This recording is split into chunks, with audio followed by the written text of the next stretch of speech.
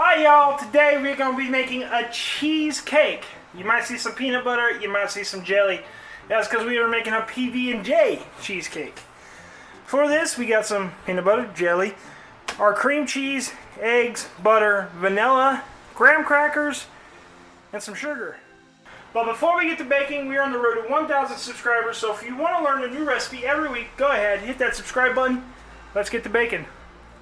Hi y'all, so first things first, we are going to start with our mixing bowl. We're going to take 16 ounces of cream cheese, preferably softened.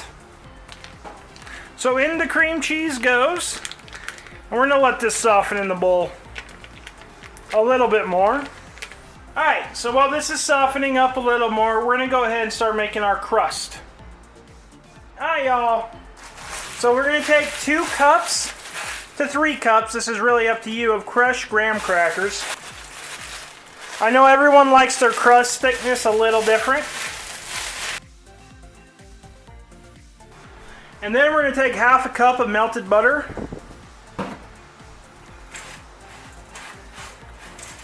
And just mix until everything is well and mixed together. Until we have a good even crust. Now we're going to start making our filling. Alright y'all, so the camera died. What we have done is we took the cream cheese, we put this on we started mixing it. Then we went ahead and put 2 tablespoons of vanilla in. Then we went ahead and put half a cup of sugar in. And we're just letting this mix the whole time. Next thing, we're going to take 2 eggs. Then we are going to take a cup of peanut butter. I am using creamy.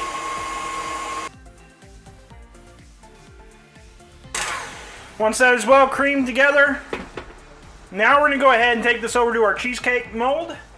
Alright, so if you're like me and not too confident in the water tightness of your spring form pan, go ahead and wrap the bottom of it in aluminum foil. Now we're just going to go ahead and drop our peanut butter cheesecake mixture. We're going to go ahead and spread this out. Alright, so now with your favorite jam, I am just going to use a regular strawberry. You do not want to overmix this. You do not want to mix it in. You just want to swirl it around. However much jam that you feel like you need. I didn't measure that. I did about 4 spoonfuls, 5 maybe. Now we're going to take a tray, whatever works to hold water, enough water. Now we're going to take and fill about 1/4 to 1/2 inch of water. Now we are going to place this in the oven at 325 for about 50 minutes to 1 hour and 15. It really depends. What we are looking for is it to start to pull away. You want the edges to be dry and still a little jiggly in the middle. Once it starts if it gets to the point where it looks like it's cracking, it's done. You've overcooked it a little bit. So if you see cracks, that's when it's time to cut the heat.